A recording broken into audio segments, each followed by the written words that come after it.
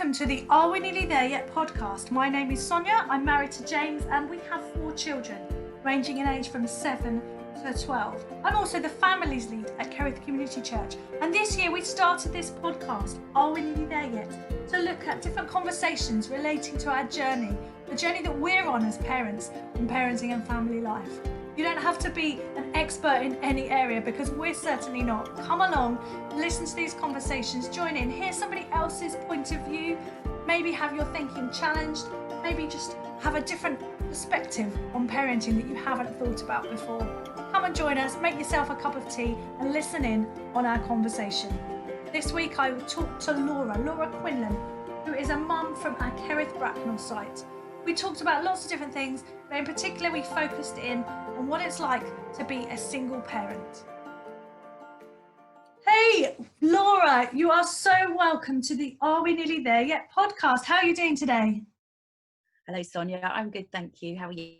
Yes, I'm doing really well, thank you. It's great to have you with us. Laura Quinlan, some of our Kerith community will know you, but Laura, for those who don't know you, tell us a little bit about yourself. Who is your family? And when I say family, I mean who is your family now and who were family to you when you were growing up? Well, my family now are 2 lovely boys who are 15, Patrick, and nearly 13, Henry, who most people will know, who know me. So there's the 3 of us that live at home. When I grew up, I was one of 3 girls. I was very much the baby. They're a bit older than me. But we were a happy family and a loving home. Yeah, and we lived in a few different places, but then we settled in Bracknell when I was probably about 10 or 11. So I've been here a long time. Ah, so you're kind of like homegrown, since 10, homegrown Bracknell girl. Yes, I am. Coming along to Kerith for how long now? Nearly 12 years. Wow. Can't believe it's been that long, actually. That's amazing. You came through the Sparklers mother and toddler group, or parent and toddler group, is that right? I did. Wonderful Sparklers. That was an amazing toddler group. And a friend of mine from one of the mums at school had recommended it to me. So I joined a waiting list and came along and just couldn't believe how lovely it was. It was so well organised and so friendly, and got to have a coffee, and Yeah. it was really, really wonderful. It's when you go to those groups and you manage to drink your tea or coffee while it's still hot. When you're a mum of little ones, that's not always the case, is it? It's a miracle. So tell me, do you work outside the home as well, Laura? I do. I work at a local school. I work in the office there, which I absolutely love. All the children, they're just wonderful. It's at St Michael's in East Hampstead. They're just such great children, and the school is lovely. It's really nurturing, and just a really sort of family feel to it. So I really enjoy that. And how did that work over the last few months when we were in like a full lockdown with schools, and then when schools reopened for some year groups? Were you able to go back in the office or work from home? How did that work for you? Well, I'm classed as vulnerable medically, so I worked from home the whole time. Oh, wow. I'm very fortunate in the job that I do. I can actually do from home. So that was quite a challenge with the children doing their schoolwork as well. And we were all in very close proximity to each other. So it's been good. The last couple of weeks of term, I did go in a few times. Which was really odd after so long at home, but really nice too. And I expect parents of little ones doing home learning was probably quite involved, but yours being that much older, my eldest is the same age as your youngest, so reaching 13. There's the payoff of when they're older, they can get on with their work themselves, but also if they need to ask a question, it's much harder. Yes. Understand the answers. How did you get on with that? I have to say they were really great. Obviously to start with it was quite tricky, but I believe that if you can find the positive from it all, is that they've learned to sort of get on with things themselves and just have to, just be able to organise their day. Particularly my eldest being, doing his GCSEs. you know, it's yeah, being able to organise yourself because you have quite a heavy workload. Yeah, but the questions, yes, don't ask me about maths. That's what I'm going to say. Yeah, I'm a bit like that with my 7-year-olds, to be honest. I'm like, I can't answer that question. I used to be quite good at maths, and then I had children, and I don't know what happened. My mathematical brain left the building the moment I had children. It's like I exchanged it. So, Laura, you're quite active at church at Kerith and at part of our Bracknell site. You actually run a small group, don't you? Want to tell us a little bit about that? I do. Well, Claire, James and I set up a group called Thrive. We started talking about it at the beginning of the year, and then it sort of came to fruition in lockdown of all times. So it's for mums who are parenting alone and who are Christians. And it kind of all springs from Jeremiah 29:11. For I know the plans I have for you, declares the Lord. Plans to prosper you and not to harm you. Plans to give you a hope and a future. And yeah, we both just felt really passionately about setting something up again at Kerith for single parents. We just know how important that community is. People, you know, at all times in life, in all different situations, the best people to speak to are people in that situation with you. So yeah, it's just great. And so we're quite small at the moment. We're hoping for new people to come and join us. We are meeting on Zoom on a Thursday evening, but we are obviously really looking forward to the day where we can see each other and actually meet in person. So we, at the moment, we keep it to quite short because we found in lockdown when schoolwork was going on and working and all those things. So for lone parents, it's even harder because I'm sure it's down to you. So we moved it down just to sort of 45 minutes. So it was, you know, have a chat, have a catch up, encourage each other, share scripture, pray, and we also have a WhatsApp group which we chat through as well and just share prayer requests. It's so important, isn't it? We've heard so many times on these podcast conversations, finding people for community, often with like a similar experience to yourself or a similar passion or heart for something, or even if it's people that have walking a completely different journey to you. But it's just so important to find community, isn't it? Absolutely. Imagine as a single mum, you're craving that maybe even more because, you know, during that lockdown, you would have been, you know, it was you and your boys in terms of that adult conversation, that adult company. How did it add to your week having that group every week that you knew? It was just lovely, just so good because you know they know the complications, the added issues, and you know the evenings sort of became sort of, I sort of liken it to when the boys were younger, when they couldn't be sort of left for a little while in the day or the early evening, and you miss out on what feels like everything as a single parent. And so it was almost like that because you couldn't leave the house. So yeah, it was a bit lonely, and so you know that kind of interaction is just brilliant. Yeah. Well, I really wanted, Laura, I know we were chatting before we met today about this conversation, and actually saying, you know, you are more than the sum of your kind of marital status or your parenting status. So you are much more than being a single mum. That isn't where your identity lies. However, wanting to have the balance between knowing that, but also for those of us who are not lone parenting, wanting to find out a bit more what the reality is of what it's like for you, you know, things that maybe I don't realise. And I just think it's really important to shine a light on it without you feeling that this is all you have to talk about, because I know you have loads of different things you could bring to the table. But I do want to, you know, shine a light, because for many of us who are not single parenting, we may not even think about certain things. And I'm just really keen to kind of get your wisdom and your experience to help shine a light on what it's like for you in your position. Absolutely. I can talk about my experiences and those of lots of other people that I know and that I've, you know, chatted to, but by all means it's not everyone's experience. Obviously there are lots of you know, lots of people who have a, you know, a much more positive experience, or where it's slightly easier. But Yeah, so basically being a single parent, it can be incredibly lonely, as I mentioned earlier, in lockdown, etc.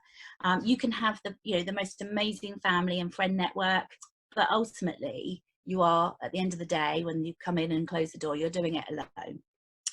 Everything's down to you.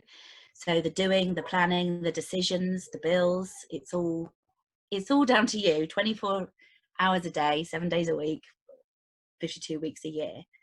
And the sheer sort of never endingness, if that's a word, can be quite overwhelming and exhausting.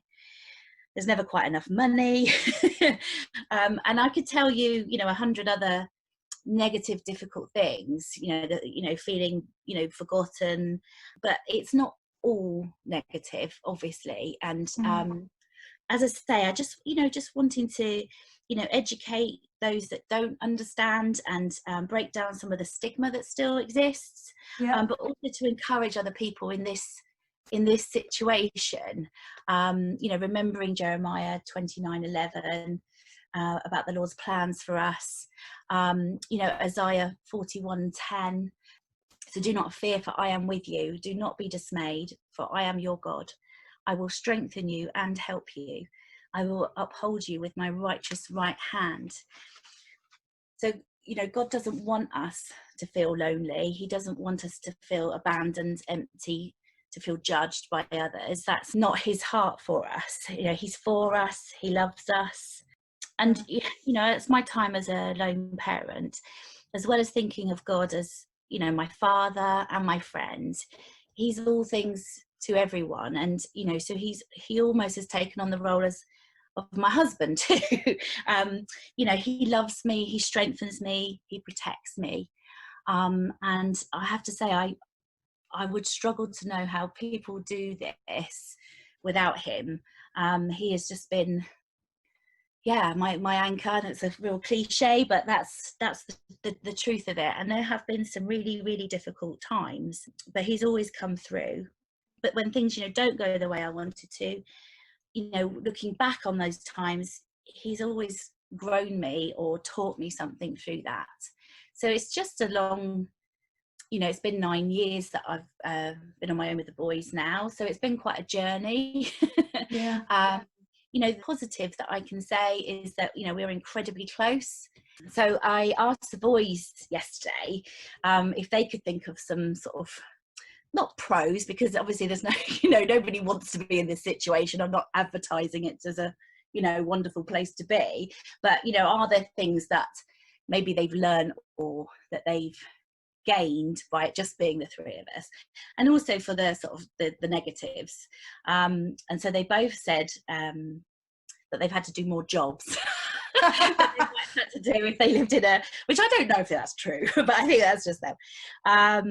But their future spouses are going to love that. They are so going to love it. I mean, they've been well trained, let's put it that way. They say that it's very tiring for me, bless them. But again, though, to flip it again, with all of these things they're saying, there is a flip side. They've noticed that it's more tiring for you, but maybe that's an empathy in them. Yeah, absolutely. Button that maybe wouldn't be there if they hadn't noticed that. So yeah, there's a flip side, isn't there? But interestingly, they said it has made them more independent, which I wasn't expecting them to say. But and that they think they've learnt more life skills, and I think that comes back to the jobs than they've noticed before. But the reality is that we have to kind of be a team. I can't do everything. And they're big boys now, and I do believe as a parent that our job is to create really well-rounded, healthy adults. So I suppose it's not a bad thing that they are pretty good at hoovering and doing jobs and making lunch and all those other things. So I think that obviously there have been things that have not been great for them, not having the money to do things that perhaps their friends are able to do, or obviously not having a male a dad at home is must be really rubbish for them. And that's something I think whether it's a dad as a single parent or a mum as a single parent, so important to have a role model of the opposite sex that that they can look to and get to know and just see doing great things. Yeah, there's so much in there. I'm really struck by the there's so much like practical stuff, and as you said, like the emotional and spiritual impact as well. Like you would maybe, as if you had a spouse at home, and again, like this is not me advertising like single parenthood as as like, like yeah, everyone go and just set up on your own. Absolutely don't. I'm not saying that at all, but yeah, like I'm thinking like maybe of an evening, with my problems, I may talk to my husband first, whereas you probably turn to God first. That's something that maybe those of us who are married and sharing the parenting within the home together are actually, maybe it's something we need to think about. Like, actually, do we turn to our spouse before we turn to God, or do we turn to God first? And so that's just struck a thought in me there as you were saying that obviously I should tell my spouse things and should have that as that have him as my confidant and everything, but also not as a replacement for who God should be in my life. So really you are leaning on God even more than you would have been probably. Yeah, I do massively, because ultimately that's who I have in my life, steering me, supporting me, keeping me going.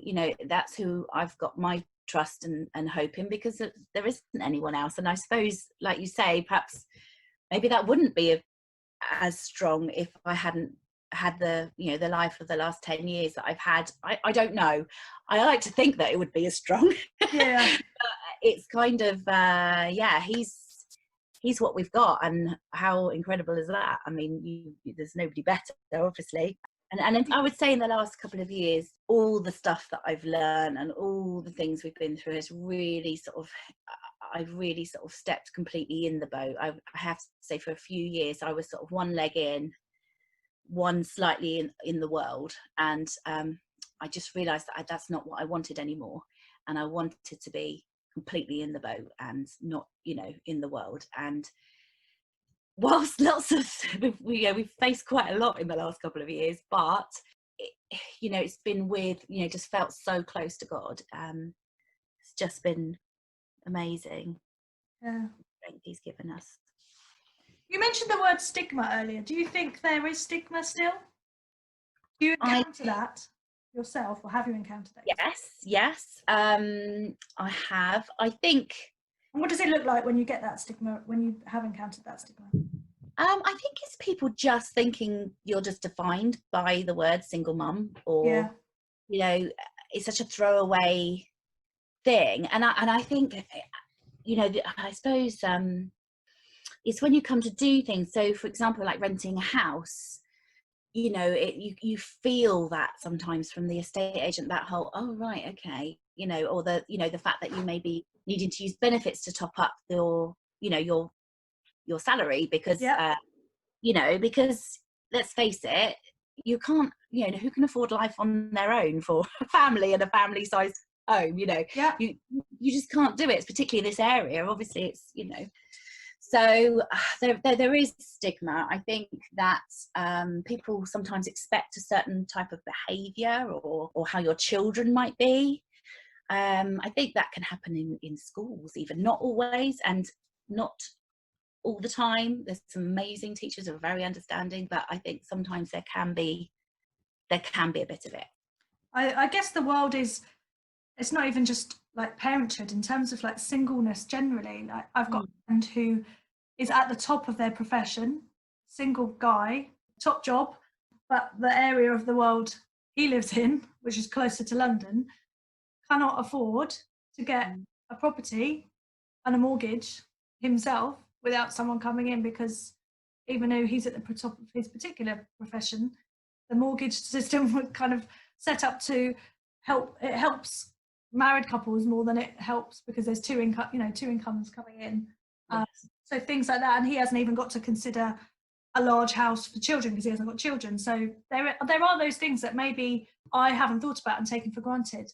And as you say, with that stigma, I was conscious about inviting you on to talk about single parenthood because I didn't want for you to feel like, well, that's who you are, because it's not who you are. You are Laura, you are God's daughter, and you are mum to your boy. You are so many things. You're a friend to many. You are not, that is not who you are. But also I wanted to hear your point of view from it. So thank you for kind of, making yourself vulnerable to do that and allowing us the opportunity, because I do think it's important that we hear about different people's experiences, different to ours. I wonder, have you changed, like when you first became a single parent and now, like what changes have you seen in yourself and growth have you seen in yourself over the last 9 years? Oh my goodness, massive. Absolutely massive. My goodness, you learn a lot, don't you, just being a parent anyway, let's face it. Being a parent is probably the biggest thing, I imagine, that's going to happen to you in your life. These sort of bundles of energy are going to spring along and just teach you so much. In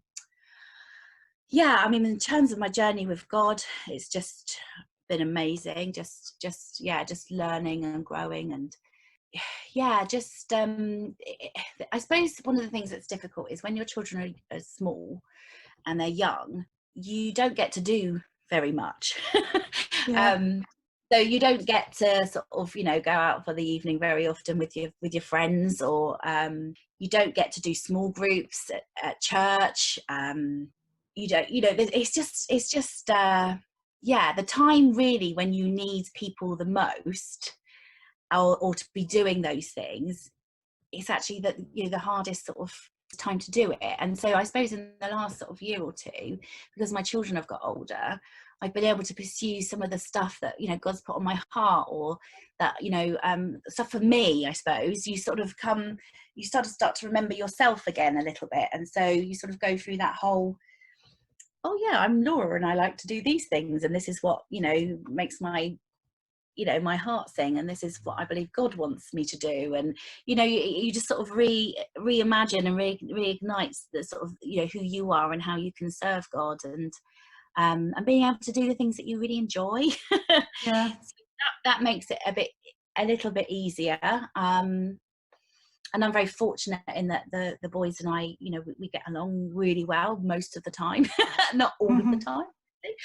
And we like doing, generally we quite like doing the same sorts of things. So, it's just, I suppose what I've learned to do is that, we have this great relationship where we love to spend time together and we have fun together most of the time.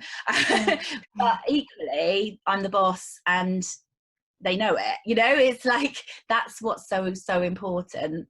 And the thing I've probably learned the most is to be kind and loving and fun, but also they know that I'm the boss in our house, and next to God, obviously he's the you know what I mean. So that's probably the biggest lesson I've learned about parenting. That's good, thank you for sharing. So interesting to know how we as the church, and I don't mean like the church as an institution or an organisation, but as members, we are the church as people, and loads of people from our church and other churches will be listening to this. How can we respond and best support people who are lone parenting? Do we do stuff well? Do we not do stuff well? And I don't just mean us, like generally, feel free to share your thoughts. I think that church does do well. I think that perhaps what we need to remember is, well, just remember that there are lone parents at church, and they probably haven't had as nice a weekend as you've had. That's the reality. Sometimes they may have had a better weekend than you've had. I'm not suggesting, I don't want anyone to think, oh, we need to feel sorry for lone parents. We don't. It's not that. It's just the recognition of life is quite difficult, and so just remembering that we're there, and maybe inviting. So one of the things that can be really tough especially when your children are younger, or you're freshly out of a really, really difficult situation of breaking up with your ex-partner is, and just invite them. They're probably going home, they've got to cook their own Sunday dinner, and they probably haven't seen anybody all weekend, and they've probably just been stuck in with the children, and they're probably exhausted, and just maybe invite them for a meal, or just really ask them how they are, or even just a coffee. And I think the other thing that would be really, really amazing, so a few years ago, I hadn't been able to do any courses or small groups for quite a while, and a really wonderful friend of mine, she organised a babysitting sort of 8 weeks of the Shine course, which I love. She organised babysitting for me each week, which meant I could go, and that was such an amazing gift. Yeah, what a gift! The most fantastic thing to do for me. Yeah. And I loved the course. It did me so much good. But, and they were all such amazing church women. It was just like, it was just a beautiful thing. And, maybe thinking along the lines of how we can organise things like that for people so they can attend. I mean, obviously at the moment, while everything's on Zoom, it's brilliant. It's brilliant for single parents, or for, because you can, the kids have gone to bed, or, you can log in. But when we go back to hopefully all being together, that's going to be tricky again. So just thinking logistically of what's going to bless people, what's going to help them, because when you're a lone parent, you have so many things that you've learned, the multitasking, the making really difficult decisions on your own. Lone parents generally are pretty strong individuals because they've had to be. So they're such amazing people, and for them to miss out on being blessed by growth track courses or whatever it may be would just be such a sad thing, because they need their faith, they need to know more about God, they need to feel loved. So that would be brilliant. That's good. Thank you so much, Laura. We're coming to the end of our time together, but I have one more question, and if there's anything else you wanted to share, you're welcome to weave it into the answer to this question. As you know, we call this podcast Are We Nearly There Yet? Reflecting the journey that we're on as parents. Children ask us that when we go on journeys when they're young, and we're kind of saying, well, actually, we're the ones constantly on this journey as parents. And when you go on a journey, you take something with you in, whether it's just a handbag or whether it's loads of luggage, depending on the type of journey you're going on. Baby wipes when they're little to make, spare clothes. And then when you're older, you just jump in the car with your car keys and your wallet, because that's all they're interested in, your credit card. But no, I'm just wondering, like, metaphorically speaking, what items you would want to take, what are your essential items on your journey of parenting? That if you could go back to the beginning of your journey of parenting, like, what would you want to take with you? And they can be like funny things, silly things. It can be like philosophy or a book of parenting, or like values, whatever it is. However you want to answer it, you can answer it in your way. Okie dokie. So can I take a few things on my Yes, journey? you can. You just need a large case. You can pay for excess baggage if you like. Always. So I would definitely need ear defenders for the rowing in the back of the car. I love that. Yeah, there's only so many times that you really want to hear your children rowing and arguing with each other. So yeah, definitely those. I would, what else? I would need sick bags. Lots of them. Oh, sick. Yeah. The first time, for any parents that are listening to this that have got babies and their babies are puking up everywhere and they haven't actually started eating solid food yet, that first time you have vomit after. I can't believe we're talking about this on the podcast, but the first time a child vomits actual food. Oh, it's like an initiation into parenting, isn't it? It's that moment of, this is intense. It is. And when baby, Henry, and right up until fairly recently, he still gets car sick, but not like he did. We would literally drive around the corner and that would be it. We would have driven 30 yards and he'd be sick. So that was always fun. I suppose I need a minibus for my journey through my parenting, because you need community and friends and support network. They're probably you know, just the most vital sort of worldly thing that you need. I also went on a parenting course when the boys were much younger. We were having some issues, and it was a Webster Stratton parenting course, and that was the one that was sort of recommended or run by the local authority at the time. I don't know if they still do, but it was really, really fantastic, and I learned quite a lot through that. I also did the adapted one for disabled children, which was really helpful. And one of the things it taught me, and I really, really recommend this, particularly to women, because we're the ones that tend to suffer with this particular thing. And it's about building self-esteem in your child. I was always really like positive with my children and loving and making sure that, oh, well done, you've done brilliant, that's great, and you know, all those things. And I couldn't understand, particularly my eldest had such low self-esteem, and I couldn't work it out. And I went on this Webster Stratton course, and they said to me, there's something we've noticed about you and we think we know why. So I was, okay. They said, whenever anyone compliments you, you always say, oh no, don't be ridiculous, or this whole thing, or you know, that whole, you know, like women do, or like, oh, this is a lovely meal, oh no, it's not, it's just, you know, it's, oh, I'm not very good at that, or, you know, that whole like, oh no. And they said, you know, if your child watches you doing that constantly, they think when people give compliments or are encouraging you that it's not true. You're not, you know, because you're acting as if you don't believe it, that person said that, you know, I don't know, you're really healthy today, and I say, oh no, I look awful. It's almost teaching them that when other people say good things to them, that it's not true.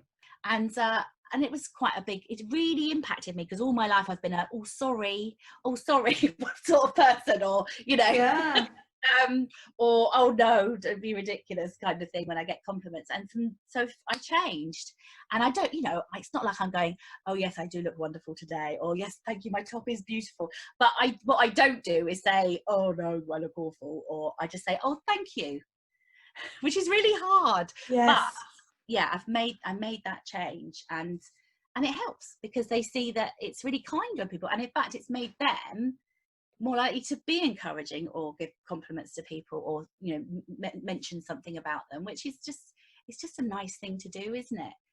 If it's true. That's like a revelation. I think I do that as well, loads, and I'm sure loads of people listening will do that as well. I just go, I have to tell someone, oh, this whole thing, it's just cheap, or like, oh no, yeah, goodness me, that is a revelation. It had a massive impact on me at the time, and I had to change who I was, because I was that person that said sorry about everything. And you know, you could bump into me in a door and I'd say, oh sorry, you know. Yes. And I think in turn it's made me more confident. I mean, you know, because I think, oh, that's nice of them to say that, thank you, you know. That's what I have to think in my head, because it's still hard. But yeah. Cool. Was there anything else you wanted to add, or was that the last one? I think that's it. Wow, there's great things to take with us on our journey. Thank you so much for joining me today, Laura. You are very welcome. Thank you for having me. It's been lovely to talk. I've loved to talk to you, and I'll catch up with you soon. Okay, take care. Bye. Goodbye.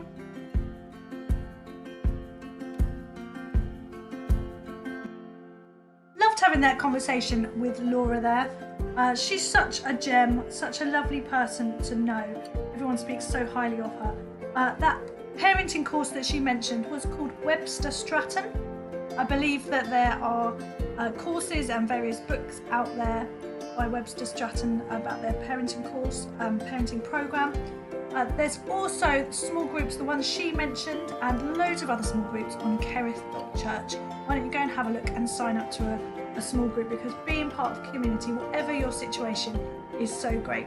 Join us back next week for the last in season 1 of Are We Nearly There Yet, the podcast.